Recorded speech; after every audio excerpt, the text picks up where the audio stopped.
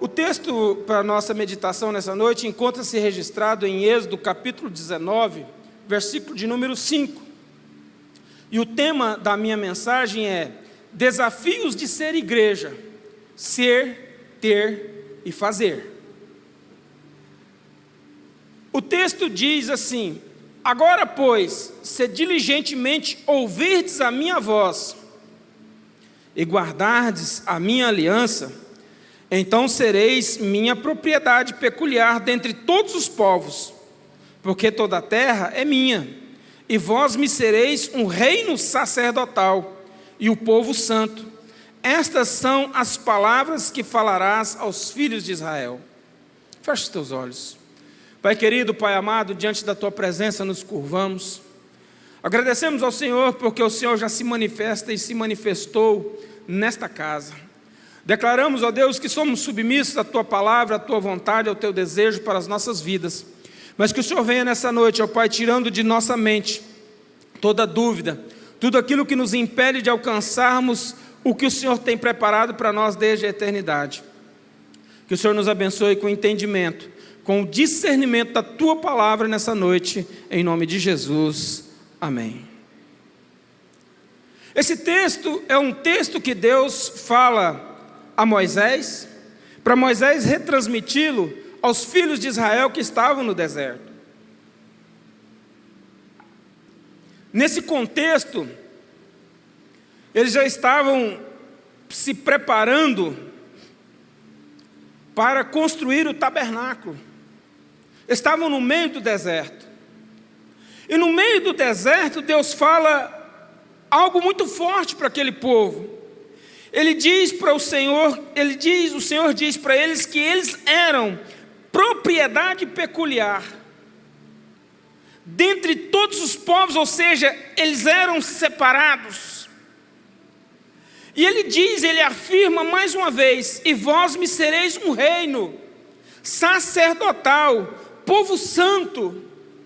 São afirmações, são promessas muito fortes para um povo que acaba de sair de uma escravidão de 430 anos e agora se encontra no meio do deserto, sem água, sem comida, sem muitas perspectivas. Toda a adversidade estava em volta daquele povo. Tudo o que era difícil estava no meio daquele povo. Mas a promessa de Deus é essa. Mas por que Deus faz essa promessa?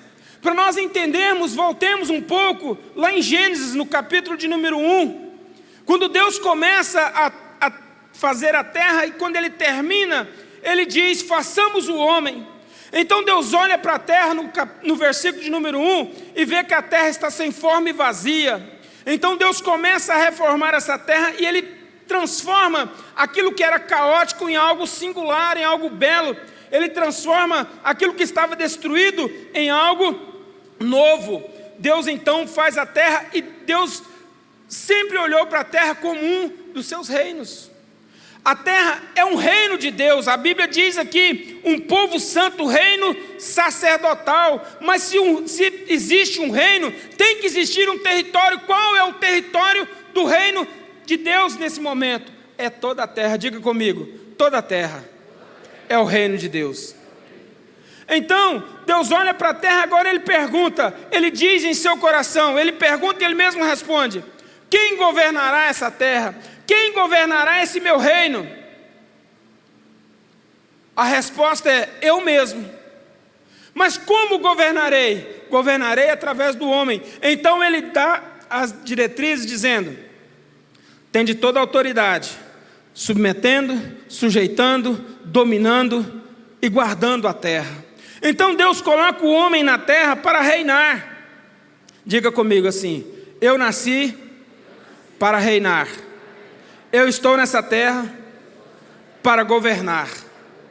Então Deus coloca o homem na terra para reinar, para governar em seu nome. Mas nós olhamos a história, a trajetória do homem na terra, ela é uma trajetória desastrosa. O reino que Deus coloca na mão de Adão, ele perde, ele passa esse reino para as mãos de Satanás.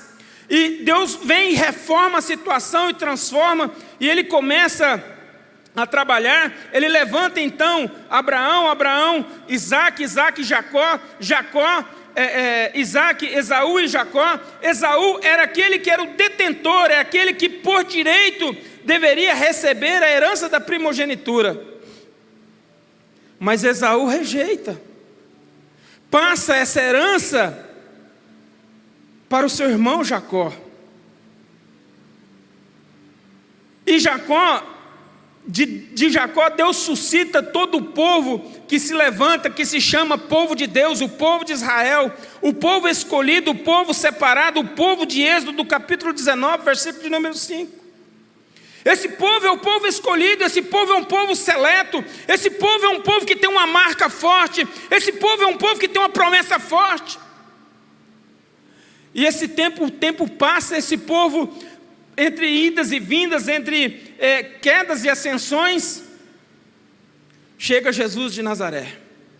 Jesus de Nazaré é o Messias prometido, o Redentor infalível, o Rei sempre eterno, o Rei que reinará eternamente. Teriam que aceitar esse Rei, mas assim como Esaú rejeitou o direito da primogenitura, o povo de Israel também rejeita o direito da bênção. E quando Israel, lá no julgamento diante de Caifás, diante de Pilatos, eles rejeitam a bênção, eles rejeitam o direito da primogenitura, então é tirado o poder, é tirada a primazia, e essa primazia, esse direito, então recai sobre aquilo que Jesus vem chamar de igreja, corpo de Cristo. Então, irmãos, eu estou dizendo para você que o direito que era dos judeus, hoje está sobre você. O direito que era dos judeus, o poder, a autoridade que era dos judeus, agora recai sobre a sua vida, recai sobre a sua cabeça. A promessa de Êxodo capítulo 19, agora está sobre você, está sobre a sua casa, está sobre os seus filhos. Você é reino sacerdotal do Senhor, você é povo escolhido de Deus nessa terra, você é para governar, você é boca de Deus, onde quer que você esteja. Você pode glorificar ao Senhor por isso.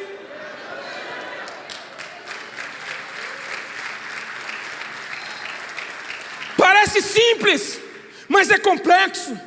Parece raso, mas é profundo o que aconteceu nas nossas vidas através do Evangelho, através de Jesus Cristo de Nazaré.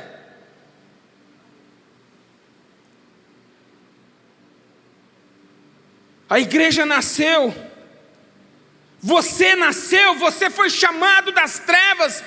Você que era rejeitado, você que estava fora da promessa, eu que estava fora da promessa, fomos chamados, fomos arrolados nessa promessa, fomos arrolados nesse direito de herança, uma herança incorruptível, uma herança que não se corrompe com nada, uma herança que não passa, uma herança que foi conquistada a preço de sangue. Você faz parte dessa herança. Bate no seu peito e diga assim: eu faço parte dessa herança.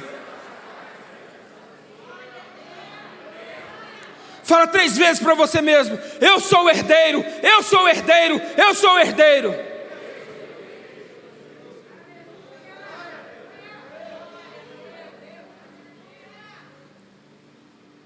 Agora nós não podemos esquecer que Deus nos fez herdeiros com um propósito.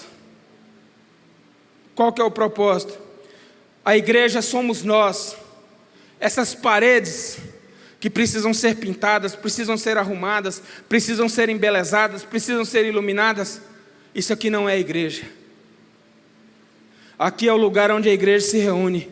A igreja é você, a igreja sou eu, a igreja somos nós, e cada um de nós ao seu tempo, cada um de nós naquilo que Deus lhe chamou, constrói, forma o corpo de Cristo, o corpo que trabalha, o corpo que tem vida, o corpo que produz vida, o corpo que se multiplica, o corpo que adora, o corpo que faz a diferença nessa terra. Você é a igreja de Deus, você é chamado para fazer diferença nessa terra. Nós somos a igreja, mas Deus quer uma igreja completa em cada um de nós. Olha para o seu irmão aí e fala para ele assim: irmão, Deus quer uma igreja completa dentro de mim e de você. Pastor, mas isso é possível? É. Há possibilidade disso acontecer? Há. Por quê? Porque nós fomos educados de uma maneira que a única coisa que nós deveríamos fazer é aceitar Jesus, é sermos salvos. Mas Deus tem um propósito na salvação, Deus tem um propósito no sacrifício de Jesus, e não é apenas então somente livrar você do fogo do inferno, livrar você do lago de fogo e enxofre. Deus tem um propósito maior, que é servi-lo, quer ser corpo dele, quer ser portador da promessa, quer ser portador da bênção, quer ser portador da paz, ser portador da alegria. Então eu pergunto para você: o que você é diante de Deus?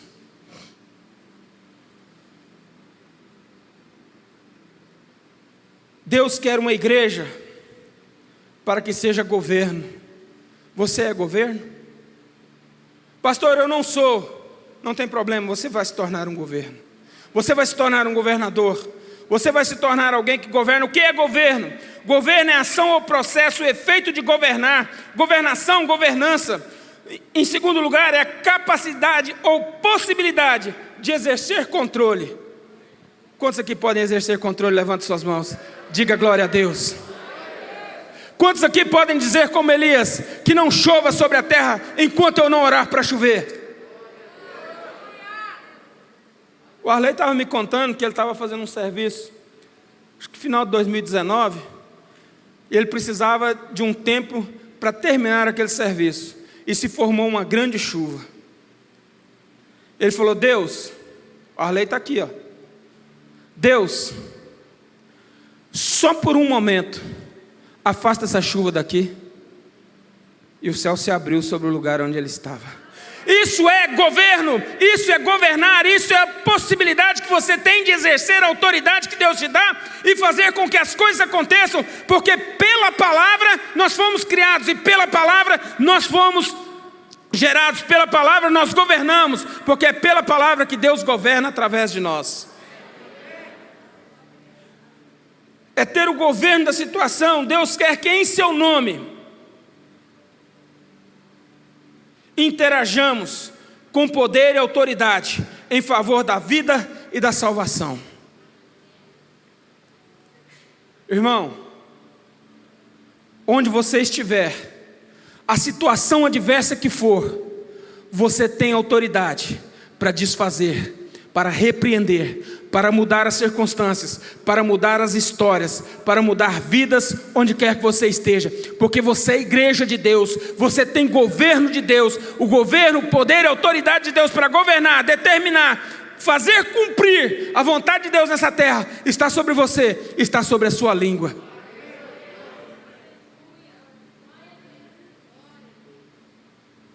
A partir de hoje, abra sua boca. A partir de hoje, fale. Não tenha medo, porque o poder Deus te deu, mas o cumprir é com Ele. Se não cumprir, não foi você que fez alguma coisa errada, é Deus que talvez entendeu que o tempo ainda não é o dele. A ordem natural é as pessoas chegando ao pleno conhecimento da verdade. 1 Timóteo capítulo de número 2, versículo 4. Sabe por que você é governo? Para levar vida e salvação para as pessoas? Porque olha só, Deus quer que todos os homens sejam salvos e venham ao conhecimento da verdade. Presta atenção aqui em mim. Olha aqui para mim. A verdade, o governo que Deus quer que você faça, é levar as pessoas a conhecer o poder e a autoridade dele, o conhecimento da verdade, a salvação plena e absoluta que existe em Deus para a vida de cada ser humano. Isso é governar, porque o mundo jaz sobre o maligno, mas nós, sobre o governo de Deus, vamos impedir que o maligno haja sobre a vida de todas as pessoas. Aqueles que forem alcançados pela nossa voz, pela nossa mão, pelas nossas atitudes, haverão de ser salvos, resgatados em nome de Jesus. Uma igreja completa, ela tem adoração. Muitas vezes nós entendemos que adoração é só quando nós estamos aqui no culto, levantamos as nossas mãos, quando nós estamos lá na nossa casa, colocamos um louvor, ou às vezes nem isso fazemos, e cantamos, e louvamos, e saltitamos, e fazemos tantas coisas. Isso é adoração. Mas adoração, a palavra em hebraico é avodá, significa, a raiz da palavra avodá também é avod, que significa servir, serviço. Então a mesma palavra para adorar a Deus é a mesma palavra para trabalho. Pastor, o que o senhor está querendo me dizer? Que no Antigo Testamento, Deus recebia a adoração em forma de serviço. Deus recebia a adoração em forma de trabalho, em forma de servir uns aos outros. O que quer dizer adoração? Adoração é serviço a Deus, trabalhar para Deus. Quando nós estamos fazendo algum serviço para Deus, então logo você está adorando a Ele. Irmãos, diferir profundamente serviço para Deus e serviço aqui na igreja. Serviço para Deus é servir aos irmãos. É quando você tira o seu tempo para ir fazer uma visita, quando você tira o seu tempo para orar e interceder por alguém, quando você tira o seu tempo para comprar uma cesta básica e ajudar aquele que tem fome, quando você tira o seu tempo, o seu dinheiro para aviar uma receita de alguém que está necessitado de remédio. Servir a Deus através do serviço, adorar a Deus através do serviço, é quando nós servimos uns aos outros em amor, amor ao próximo, mas sobretudo amor a Deus, porque o amor a Deus nos faz ter poder, mas o amor a Deus nos faz servir ao próximo. Vocês estão compreendendo, sim ou não? Então você precisa ser um servo, uma igreja plena, para você poder adorar, para você servir, para você ter autoridade, para você ter poder, para você ter prosperidade, para servir aquele que precisa. No Novo Testamento, o verbo grego é proskuneo, 59 vezes repetido. Ele significa prostrar-se ou adorar, prestar homenagem a alguém, venerar, ser reverente, beijar a mão. Há também o verbo proskuneusa, que passou a significar prostrar-se com sinal de referência, prestar homenagem. Nesse sentido, a narrativa de adoração dos magos a Jesus fundamenta a perspectiva de adoração da nova aliança. A adoração no Novo Testamento é igual dos dias de hoje. Então preste atenção no que eu vou te dizer aqui agora. Se por um lado a adoração no Antigo Testamento era com base nos sacrifícios, já no Novo Testamento é com base na devoção de coração e o serviço a Deus. Hoje adoramos a Deus com as nossas obras e com amor no nosso coração. Ei, presta atenção aqui, adorador. Não dá para você dizer que adora a Deus e não tem obras. Não dá para você dizer que adora a Deus e não serve ao seu irmão. Não dá para dizer que você adora a Deus e você não visita ninguém. Não dá para você dizer que adora a Deus e não evangeliza, não fala das benesses, não fala da alegria, não fala do valor que tem a salvação na vida do homem. Então não dá para dizer que você é um verdadeiro adorador se você está inerte, se você está parado, se você está prostrado, se você está estático, parado na sua posição confortável de homem e de mulher de Deus. Diga assim: glória a Deus, Deus me chamou para trabalhar. Glória a Deus, Deus está chacoalhando a árvore. Fala bem forte: Deus está chacoalhando a árvore. Vai cair as folhas secas, os frutos podres, e haverá renovo na minha vida. Aleluia, glória a Deus. Então, nós precisamos adorar a Deus, fazendo e praticando o serviço para com o próximo. Quantas pessoas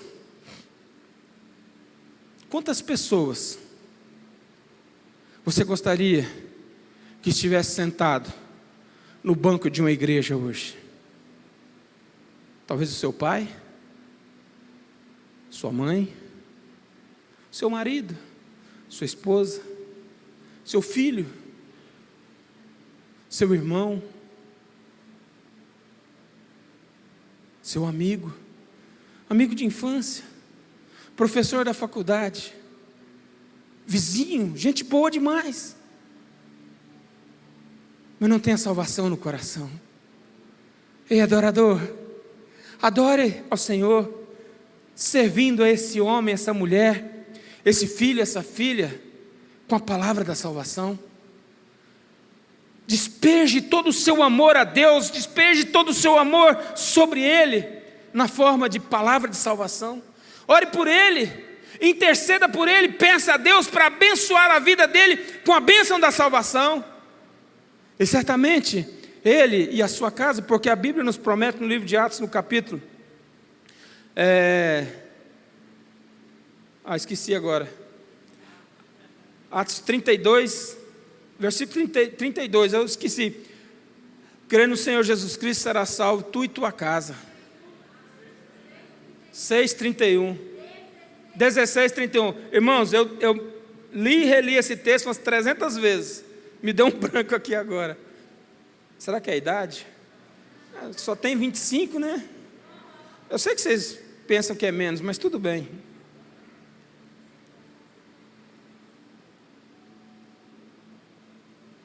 A igreja do Senhor, a igreja chamada, é uma igreja que multiplica. Diga comigo assim: eu sou chamado para multiplicar. Multiplicar o quê? O mundo ensina você a multiplicar dinheiro. O mundo ensina você a multiplicar posses.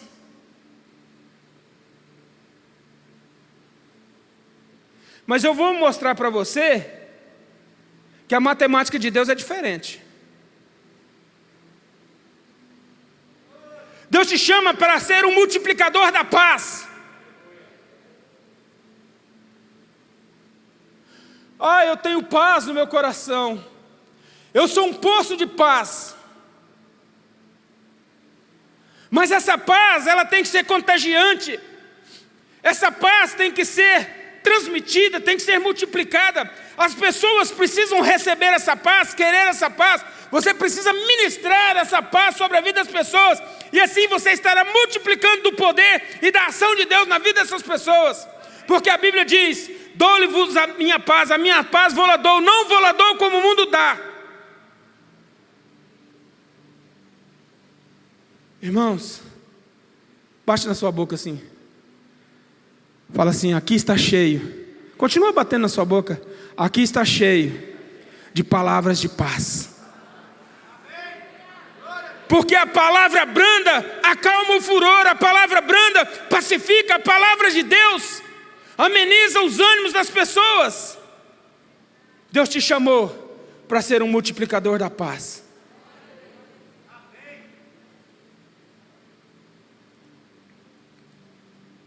Olha para a pessoa mentalmente agora. Uma pessoa que você sabe que precisa de paz no coração. Tem gente que tem dinheiro, tem gente que tem posição social, tem casa boa, tem filhos maravilhosos. Só falta uma coisinha para ele. Falta paz. Quem é essa pessoa? Vasculha na sua mente aí. Nós conhecemos pelo menos uma pessoa perturbada. Nós conhecemos pelo menos uma pessoa que precisa de paz. Aí você vai fazer uma oração. Vai dizer: Deus, me leve até essa pessoa, para que eu possa multiplicar a paz que o Senhor tem me dado. Mas você vai dizer assim: pastor, mas eu também não estou em paz. Mas você vai ver que na hora que você começar a profetizar paz sobre a vida dele, a paz primeiro vem sobre você. A paz virá primeiro sobre o seu coração. A paz virá primeiro sobre a sua família. A paz virá primeiro sobre os seus negócios. A paz virá primeiro sobre os seus sentimentos, em nome de Jesus. A igreja verdadeira, ela multiplica o amor.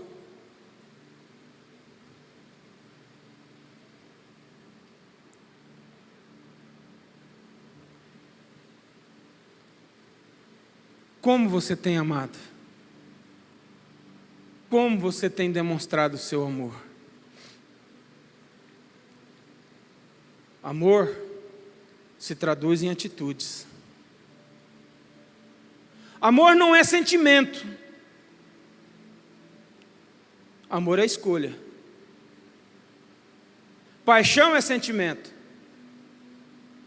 Amor é convivência. Amor é entender a fraqueza do próximo. Amor é caminhar junto. Amor é ter atitudes de sentar e ouvir.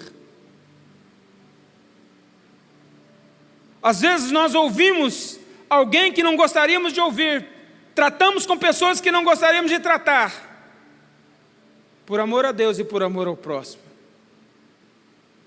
Perdoamos por amor.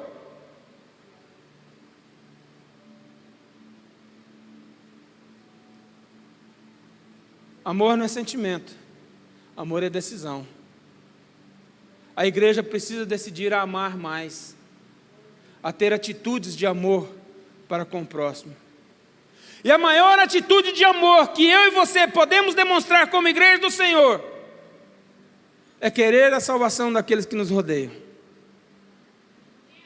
É querer a salvação daqueles que interagem conosco todos os dias.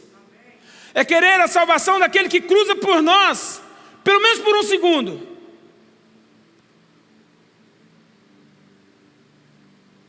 O meu bisavô materno e o meu tio-avô materno eram dois excelentes homens que demonstravam esse amor. O meu bisavô, se ele sentasse perto de você, ou passasse por você por 30 segundos e falasse um oi, ele perguntava para você: você já aceitou Jesus?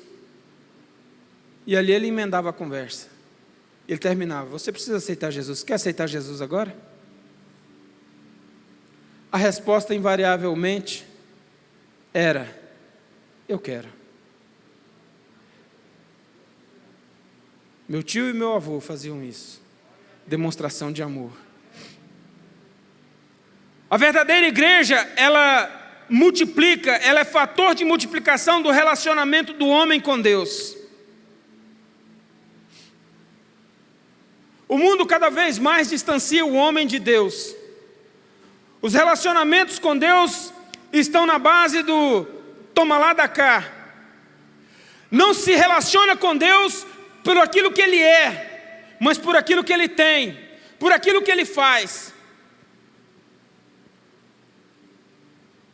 O mundo tem ensinado isso. O mundo tem ensinado que nós devemos orar de forma rápida, porque tudo é acelerado hoje. Você já levanta com a mão no celular, olhando os e-mails, olhando as mídias sociais, os recados do WhatsApp. Muitas vezes, quando nós nos lembramos, o sol já está alto. Ainda não agradecemos a Deus pela noite que dormimos. Quantas pessoas se deitarão nessa noite e não levantarão amanhã? Quantas pessoas estão com medo da noite porque estão doentes e a aflição virá sobre eles, e nós temos passado noites tranquilas e não agradecemos a Deus no dia seguinte? Isso é falta de relacionamento com Deus. Agora, como a igreja pode ser multiplicador de relacionamento se ela mesma não se relaciona? Faço o que eu falo e não faço o que eu faço, é isso? A igreja, ela vinha bem. Ela vinha muito bem. Por volta do ano 300 depois de Cristo, a igreja ganhou poder, ganhou autoridade, ela realmente era esse reino sacerdotal. Mas só que o homem que estava sob a igreja, ele se corrompeu, ele desvirtuou o projeto e a imaginação de Deus para as coisas que a igreja deveria fazer nessa terra. E de lá para cá, nós como igreja, só temos degenerado. Está na hora de você e eu levantarmos e recuperarmos o verdadeiro, genuíno relacionamento com Deus. Um relacionamento onde nós levantaremos de manhã e perguntaremos: Deus, o que eu devo fazer dentro dessas minhas coisas importantes aqui? O que eu devo fazer primeiro? O que eu devo abortar? O que eu devo deixar para depois? Sabemos organizar agendas, sabemos remir o tempo, só não temos tempo para falar com o dono do tempo. Só não temos tempo para falar com aquele que é Senhor de todas as coisas. Organize a sua agenda, procure remir o seu tempo, mas submeta toda a sua vontade ao Criador dos céus e da terra. A igreja verdadeira que Deus quer que você seja, é uma igreja que tem serviço, é uma igreja que serve. Gênesis 24:14. Seja, pois, que a donzela a quem eu disser, abaixa agora o teu cântaro para que eu beba, e ela disser, bebe, e também darei de beber aos teus camelos, seja esta quem designaste ao teu servo Isaque, e que eu conheça nisso que usaste de benevolência com o Senhor. Ebenezer foi buscar a noiva para Isaque. Ele representa o Espírito Santo. Ele falou para o Senhor, aquela que servir, essa é a esposa escolhida. O Espírito Santo tem essa informação. A igreja que serve, essa é a esposa escolhida. Você é uma igreja que serve? Ela não deu água somente para ele. Ebenezer não, Eliezer. Ela não deu água somente para ele, mas também para os seus camelos. A quem você está disposto a servir? Por quanto tempo você está disposto a servir? Servir as pessoas, servir aqueles a quem Deus coloca na sua presença. A igreja verdadeira é uma igreja que serve. Deus te chamou para ser igreja, ser servo. Deus te chamou, presta atenção, para ser igreja, ser servo. Deus te chamou para ter poder e autoridade. Deus te chamou para ter poder e autoridade e governar em seu nome. Deus te chamou para fazer a obra completa, sem paradas. Com tudo isso, se você procurar ser servo, buscar o poder de Deus para fazer a obra, crescer e servir, Deus vai te fazer prosperar. É por isso que eu falo que a matemática de Deus é diferente. O resultado da sua prosperidade precisa ser buscado por um caminho diferente que o mundo manda. A nossa prosperidade tem que ser consequência de fazermos aquilo que Deus te chamou, te levantou, te preparou, te capacitou e enviou você para fazer. E não a busca em si mesmo pela prosperidade que Deus tem nas mãos. Quantos querem ser prósperos aqui? Se coloque de pé.